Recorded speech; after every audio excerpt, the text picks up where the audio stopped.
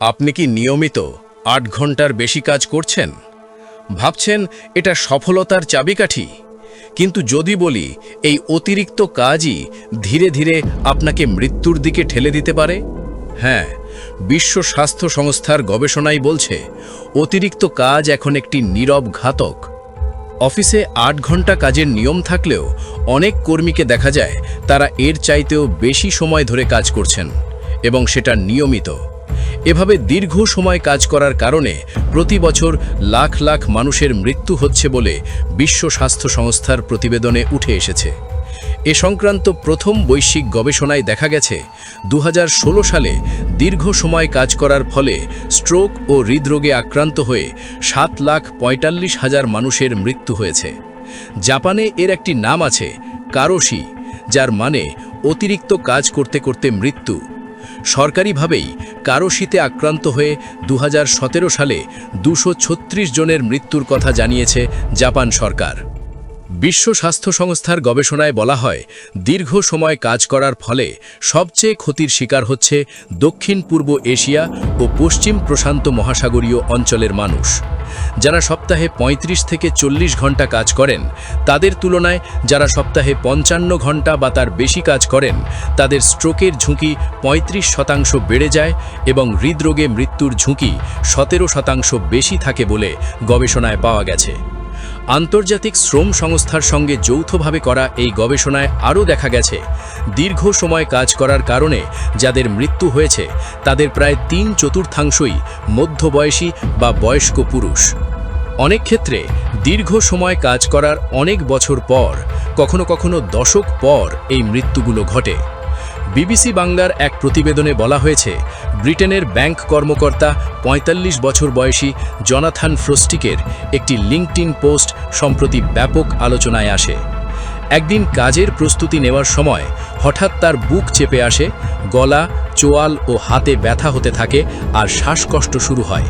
তিনি বলেন, আমি কোনোভাবে বিছানায় শুয়ে পড়ি এবং আমার স্ত্রীকে ডাকি। সে জরুরি নম্বরে ফোন করে।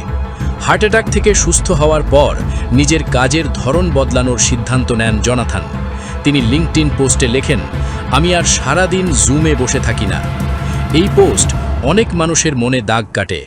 অনেকে নিজেদের অতিরিক্ত কাজের অভিজ্ঞতা এবং এর ফলে স্বাস্থ্যের ক্ষতির কথা শেয়ার করেন।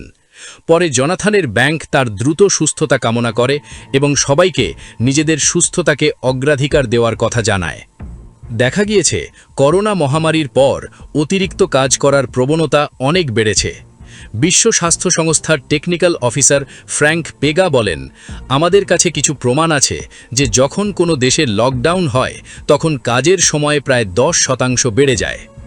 দীর্ঘ সময় কাজ করা মোট কাজ সংক্রান্ত রোগের প্রায় ১/৩ জন্য দায়ী। তাই বলা যায়, দীর্ঘ সময় কাজ করা পেশাগত স্বাস্থ্য ঝুঁকি বাড়িয়ে দেয়। গবেষকরা বলেছেন, দীর্ঘ সময় কাজ করলে দুইভাবে স্বাস্থ্যের ক্ষতি হয়। প্রথমত, অতিরিক্ত চাপ থেকে শরীর ও মনে সরাসরি প্রভাব পড়ে। মানসিক চাপ বাড়ায়, অবসাদ দেখা দিতে পারে, শরীরেও ব্যথা হয়, এমনকি কর্মক্ষেত্রে দুর্ঘটনার ঝুঁকি বেড়ে যায়। ল্যান্সেট জার্নালে উঠে এসেছে, এতে হার্টের সমস্যা, উচ্চ রক্তচাপ, সংক্রামক রোগ, ডায়াবেটিস ও পেশির সমস্যাও দেখা দেয়। দ্বিতীয়ত, বেশি সময় কাজ করলে মানুষ ধূমপান, মদপান, কম ঘুম, কম ব্যায়াম এবং অস্বাস্থ্যকর খাবার খাওয়ার মতো ক্ষতিকর অভ্যেসে জড়িয়ে পড়ে। ঢাকার একটি বেসরকারি প্রতিষ্ঠানের কর্মকর্তা বলেন, তার আগের চাকরিতে দীর্ঘ সময় কাজ তার মানসিক ও শারীরিক স্বাস্থ্যের উপর খারাপ প্রভাব ফেলেছিল। তিনি বলেন, সপ্তাহে ৬০ থেকে ৬৫ ঘন্টা কাজ করাটা স্বাভাবিক ছিল। অনেক সময় টানা কয়েক সপ্তাহ বাড়ির বাইরে থাকতে হতো। কাজের এত স্ট্রেস নিতে নিতে আমি ডিপ্রেশনে চলে যাচ্ছিলাম, সব সময় মেজাজ খুঁটখুঁটে থাকত, কাজ শেষে শরীর মন সব ভেঙে পড়ত। ৪ বছর পর তিনি সেই চাকরি ছেড়ে দেন। বিশ্ব স্বাস্থ্য সংস্থা বলছে, কর্মীদের স্বাস্থ্য ঝুঁকি বিবেচনা করে নিয়োগদাতাদের এখন এসব বিষয় গুরুত্বের সঙ্গে নেওয়া উচিত। অনেক মানুষের ক্ষেত্রে দীর্ঘ সময় কাজ এড়িয়ে যাওয়ার সুযোগই নেই। আন্তর্জাতিক শ্রম সংস্থার সর্বশেষ তথ্য অনুযায়ী বিশ্বে 180 কোটি কর্মরত মানুষের মধ্যে 40 কোটিরও বেশি মানুষ সপ্তাহে 49 ঘন্টা বা তার বেশি কাজ করেন, যা মোট কর্মসংস্থানের একটি বড় অংশ। আবার অনেক মানুষের কাজের ধরনই এরকম যে তারা দীর্ঘ সময় কাজ করার চক্রে আটকে পড়েছেন। জীবিকা নির্বাহ করতে এবং বিল দিতে তাদেরকে বেশি সময় কাজ করতে, বিশেষ করে ক্লায়েন্ট যদি অন্য টাইম জোনে থাকে, সেক্ষেত্রে রাতভর কাজ করতে বাধ্য করে।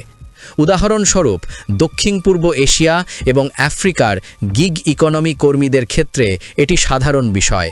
তারা যুক্তরাষ্ট্র, যুক্তরাজ্য বা ইউরোপের কোম্পানি বা উদ্যোক্তাদের জন্য ফ্রিল্যান্স প্ল্যাটফর্মের মাধ্যমে কোডিং, ব্লগ লেখা, ওয়েবসাইট বানানো বা সোশ্যাল মিডিয়া ম্যানেজমেন্টের মতো কাজ করে থাকে।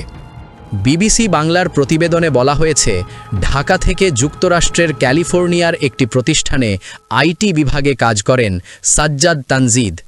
ভিন্ন টাইম জোনের কারণে তার অফিস শুরু হয় বাংলাদেশ সময় রাত 10টা থেকে, শেষ হয় সকাল 7টায়, সেটা কখনো 8টা 9টায় গড়ায়। এভাবে রাতের পর রাত জাগার কারণে এক প্রকার বিচ্ছিন্ন হয়ে পড়ার কথা জানান তিনি। আমার কাজের ধরনটা এমন যে আমি চাইলেই এই সময়টা বদলাতে পারবো না। এভাবে আমার ঘুমের সমস্যা তো হচ্ছেই, সারাদিন ক্লান্ত লাগে, কোথাও যেতে পারি না, জরুরি ফোন কল ধরতে পারি না, কিন্তু কিছুই করার নেই। অক্সফোর্ড ইন্টারনেট ইনস্টিটিউটের অ্যালেক্স জে উডের নেতৃত্বে করা গবেষণায় দেখা গেছে, এই প্ল্যাটফর্মগুলোর অ্যালগোরিদম মানুষকে অতিরিক্ত কাজ করতে বাধ্য করে। একজন কর্মী বলেছিলেন, আমি এতটাই টাকার অভাবে আছি, যখন কেউ কাজ দিতে চায় তখন মনে হয় কেন আমি দিনে 18 ঘন্টা কাজ করব না। এই প্ল্যাটফর্মে আপনার র্যাঙ্কিং যত ভালো, কাজ পাওয়ার সম্ভাবনাও তত বেশি। কিন্তু ভালো রিভিউ পেতে হলে কর্মীদের ক্লায়েন্টের সব চাওয়া মেনে নিতে হয়, তাদের যে কোনো সময় যোগাযোগের জন্য প্রস্তুত থাকতে হয়, খুব কম সময়ের ডেডলাইনও মেনে নিতে হয়, না হলে খারাপ রেটিং দেওয়া হয়, যা ভবিষ্যতে কাজ পাওয়ার সুযোগ কমিয়ে দেয়। এছাড়া অনেকেই প্রোফাইল তৈরি, গিগের জন্য বিড করা, নতুন দক্ষতা অর্জনের জন্য অনেক কাজের জন্য সময় দেন। সব মিলিয়ে এটি এক দীর্ঘ এবং ক্লান্তিকর রুটিন তৈরি করে। বাংলাদেশের গাড়ি বা বাস চালকদের বেশি বেশি ভাড়ার লোভে অতিরিক্ত সময় কাজ করা এবং এর কারণে রাস্তাঘাটে নানা ধরনের দুর্ঘটনার মুখে পড়া নিয়মিত হয়ে দাঁড়িয়েছে। বারবার চালকদের নিয়মের মধ্যে আনার কথা বলা হলেও বাস্তবে এর প্রতিফল দেখা যায় না। দীর্ঘ সময় কাজের সবচেয়ে বড় প্রভাব পড়ে ঘুমে। এভাবে কম ঘুম এবং দীর্ঘ সময় কাজের দুষ্টচক্র চলতেই থাকে। আবার কাজের চাপ সামলাতে না পারা, নিজের কাজে মতামত দেওয়ার সুযোগ না থাকা, বস বা সহকর্মীদের কাছ থেকে সাহায্য না পাওয়া, অফিসে সবার সঙ্গে সম্পর্ক ভালো না থাকা, কাজের দায়িত্ব হঠাৎ বদলে যাওয়া এবং প্রতিষ্ঠান বারবার পরিবর্তন হওয়াও এই দীর্ঘ সময় কাজ ও মানসিক চাপ বাড়ার বড় কারণ বলে গবেষণায় উঠে এসেছে। এক সাক্ষাৎকারে উদ্যোক্তা ইলন মাস্ক জানান, তার ৪৭তম জন্মদিন কেটেছে কারখানায় সারা রাত কাজ করে। তিনি বলেন, কোনো বন্ধু ছিল না, কিছুই না। এমনকি তিনি স্বীকার করেন, প্রতি সপ্তাহে ১২০ ঘন্টা কাজ করা তার জন্য স্বাভাবিক বিষয় ছিল। অতিরিক্ত কাজের কারণে তার সন্তান ও বন্ধুদের সঙ্গে সময় কাটানো কমে গেছে। তার কিছু ভক্ত মনে করেন, বড় কিছু অর্জনের জন্য এটা স্বাভাবিক, বিশেষ করে সিলিকন ভ্যালির মতো জায়গায়। মঙ্গল গ্রহে মানুষ পাঠানোর স্বপ্ন আর সাশ্রয়ী বৈদ্যুতিক গাড়ি তৈরির মতো বড় লক্ষ্য অর্জনের পেছনে এমন ত্যাগকে তারা স্বাভাবিক বলে মনে করেন। কিন্তু ক্লান্তিকে গর্ব হিসেবে দেখা আসলে বিপজ্জনক, বলছেন গবেষকরা। সিলিকন ভ্যালির স্টার্টআপ সংস্কৃতিতে দিনরাত কাজ করা, ছুটির দিনেও কাজ করা, এগুলো এখন এক ধরনের ট্রেন্ড হয়ে গেছে, যা ধীরে ধীরে সারা বিশ্বে ছড়িয়ে পড়ছে। সমস্যা হলো, এই দীর্ঘ সময় কাজ করার সংস্কৃতি আসলে বেশি কাজ করার উদ্দেশ্যকেই ব্যর্থ করে দিতে পারে, অথবা এর জন্য চরম মূল্য দিতে হয়। অনেক প্রমাণ আছে যে অতিরিক্ত সময় কাজ করলে উৎপাদনশীলতা কমে যায়, মানুষের শরীর খারাপ লাগে এবং বাস্তবেও অসুস্থ হয়ে পড়ে, এমনকি নানা ধরনের রোগ হওয়ার সম্ভাবনাও বেড়ে যায়। তারপরেও লাখ লাখ কর্মী এই পরিস্থিতির বিরুদ্ধে দাঁড়াতে পারছেন না। ডাক্তার থেকে শুরু করে গিগ ইকোনমির কর্মী ও ফ্রিল্যান্সার অনেকেই এই চক্রে আটকে আছেন। তখন প্রশ্ন দাঁড়ায়, এর পরিণতি কী হবে? যুক্তরাষ্ট্রে ১৩ বছরের চাকরির তথ্য বিশ্লেষণ করে করা এক গবেষণায় দেখা গেছে, ওভারটাইম করা চাকরিতে ক্ষতিগ্রস্ত হওয়ার ঝুঁকি ৬১% বেশি সেই সব চাকরির তুলনায় যেগুলোয় ওভারটাইম নেই। যদিও এই গবেষণায় সরাসরি বলা হয়নি যে ঝুঁকির পেছনে ক্লান্তি মূল কারণ, কিন্তু অনেক প্রমাণ থেকে ধারণা পাওয়া যায় যে ক্লান্তি বড় ভূমিকা রাখে। ধরা যাক আপনি সকাল ৮টা থেকে জেগে আছেন এবং পরদিন রাত ১টা পর্যন্ত, অর্থাৎ টানা ১৭ ঘন্টা জেগে কাজ করেছেন। এই অবস্থায় আপনার শরীরের পারফরম্যান্স ততটাই খারাপ হবে যতটা একটা মাতাল মানুষের ক্ষেত্রে হয়। অতএব এক রাত জেগে কাজ করলে আপনার শরীর ঠিকমতো কাজ করে না। শরীরের প্রতিক্রিয়া ও সমন্বয় খারাপ হয়ে যায়। যেমন মদ্যপান হয়ে গাড়ি চালানো ভীষণ ঝুঁকিপূর্ণ। হয়তো কম্পিউটারে টাইপ করা তেমন ঝুঁকিপূর্ণ নয়, কিন্তু হাতে কলমের কাজ বা এমন কাজ যেখানে মনোযোগ দরকার, সেখানে দীর্ঘ সময় কাজ করা ব্যাপক প্রভাব ফেলে। একটা সময় ছিল যখন অফিস থেকে বের হওয়া মানেই কাজ শেষ। সময় এখন আর আগের মতো নেই। এখন কাজের বাইরেও কাজের মেসেজ দেখে উত্তর দিতে হয়। অনেকেই মনে করেন এতে তারা অন্যদের থেকে এগিয়ে থাকতে পারেন, আবার পরিবারকে সময় দিয়েও কাজের সাথে যুক্ত থাকতে পারেন। ২০০৬ সালে বার্লিনের গবেষক ইয়ান টাওয়ার্সের একটি একাডেমিক গবেষণাপত্রে বলা হয়েছে, মোবাইল প্রযুক্তি আসার পর থেকে ম্যানেজার ও সহকর্মীরা প্রত্যাশা করে যে কর্মীরা সবসময় কাজের জন্য প্রস্তুত থাকবেন। কিন্তু অন কল থাকা মানে কাজ থেকে মুক্ত হওয়া নয়, এবং আমাদের শরীর এই দুই অবস্থায় ভিন্নভাবে প্রতিক্রিয়া করে। ২০১৬ সালে এক গবেষণায় দেখা গেছে, অন কল থাকা মানুষের কোর্টিসল হরমোনের, যা মানসিক চাপ বাড়ায়, স্তর সকালে দ্রুত বেড়ে যায়। এমনকি তারা দিনের শেষ পর্যন্ত কাজ না করলেও এর প্রভাব থাকে। সাধারণত ঘুম থেকে ওঠার পর থেকে মানুষের কোর্টিসলের মাত্রা বাড়তে থাকে। দিন যত গড়ায় কোর্টিসলের মাত্রা তত কমে। বিজ্ঞানীরা মনে করেন প্রতিদিন চাপে থাকলে হরমোনের চক্রে এর প্রভাব পড়ে। যদি আপনি দীর্ঘ সময় ধরে চাপে থাকেন, হরমোন সব সময় বেশি থাকে। আর যদি অতিরিক্ত চাপের কারণে আপনার বার্নআউট হয়, তখন এই হরমোন ঠিকমতো বাড়ে না।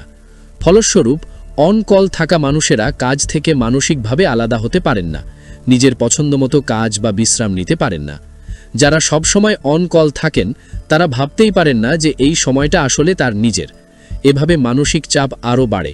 ফলে অন কলের দিনগুলোকে অবসর সময় ধরা যায় না, কারণ অবসর সময়ের গুরুত্বপূর্ণ কাজ শরীর ও মনকে বিশ্রাম দেওয়া। তবে আপনি যদি এই কাজটি করে আনন্দ পান বা এ থেকে প্রমোশনের মতো বড় কোনো লাভ হতে পারে, তাহলে এই অতিরিক্ত কাজ খুব একটা খারাপ বলা যাবে না। এক্ষেত্রে কাজের দুটি ধরনকে আলাদা করতে হবে। এই কাজ হয় আপনাকে শক্তি দেয়, না হলে আপনার শক্তি নষ্ট করে। তাই অতিরিক্ত কাজ করার ক্ষেত্রে নিজেকে প্রশ্ন করুন, এই কাজ আপনাকে কী ধরনের সুবিধা দিচ্ছে? অনেক বেশি টাকা দিচ্ছে? কাজের পারফরমেন্স অনেক সহজ করে দিচ্ছে? প্রমোশনের ক্ষেত্রে এগিয়ে রাখছে? এমনটা হলে কিছুটা বাড়তি সময় কাজ করাই যায়, তবে সেটাও সীমা বজায় রেখে। মালিহা নূর সবে পড়াশোনা শেষ করে চাকরি জীবনে প্রবেশ করেছেন। তিনি অফিসের বাইরেও বাড়তি কাজ করে সুবিধা পাওয়ার কথা বিবিসি বাংলাকে জানান। তিনি বলেন, চাকরি শুরুর পর থেকেই বুঝলাম এখানে সবার থেকে এগিয়ে থাকতে আমাকে বাড়তি কিছু করতে হবে। আমি অফিসের বাইরে কাজ সম্পর্কিত ব্লগ পড়ি, পডকাস্ট দেখি। আমি আলাদাভাবে ইংরাজি শিখছি, শুদ্ধ উচ্চারণ শিখছি, যাতে আমি অফিসে আরও আত্মবিশ্বাসী হতে পারি। মালিহা মনে করেন এই অতিরিক্ত কাজ তাকে অফিসের উচ্চ পদস্থদের সঙ্গে ভালো সম্পর্ক তৈরি করতে সাহায্য করেছে। টানা দিনরাত কাজ করা বা একাধিক দিন টানা কাজ করা বুদ্ধিমানের কাজ নয়, এমনকি ইলন মাস্কের মতো মানুষের ক্ষেত্রেও নয়। মাস্কের মানসিক স্বাস্থ্যের বিষয়টি নিয়ে শঙ্কার কারণে টেসলার শেয়ার 8.8% পড়ে যায়। তাই একে সতর্কবার্তা হিসাবে নিন। যদি আপনি একাধিক দিন পরপর কাজ করা এড়িয়ে যেতে পারেন, তবে তা করুন। টানা কাজ করলে কোনো লাভ নেই, না স্বাস্থ্যে, না মানসিকভাবে, না উৎপাদনশীলতায়। অনেক কর্মী অফিসের বাইরে নিজের ব্যক্তিগত সময়ে ছোটখাটো কাজ করেন, যাতে তারা এগিয়ে থাকতে পারেন। এই ধরনের অতিরিক্ত কাজ এখন স্বাভাবিক হয়ে গেছে। টরন্টোর একটি আন্তর্জাতিক মার্কেটিং ম্যানেজার ভ্রমণে গেলেও কাজ থেকে পুরোপুরি বিচ্ছিন্ন হন না। তিনি সরাসরি কাজ না করলেও নিজের ব্যক্তিগত সময়ে টিমের সঙ্গে হোয়াটসঅ্যাপে যোগাযোগ করেন বা কাজ সম্পর্কিত অনেক পডকাস্ট শোনেন। এসব বিষয়ে কাজ মনে না হলেও এগুলো কাজ, আর এই অতিরিক্ত পরিশ্রম ধীরে ধীরে প্রত্যাশায় রূপ নিলে কর্মীদের জন্য তা দূর করা কঠিন হয়ে যায়। ফলে কখনো পুরোপুরি ছুটি নেওয়া প্রায় অসম্ভব হয়ে যায়। এক্ষেত্রে পূর্ণ ছুটি কাটানোর ওপর গুরুত্ব দিয়েছেন গবেষকরা।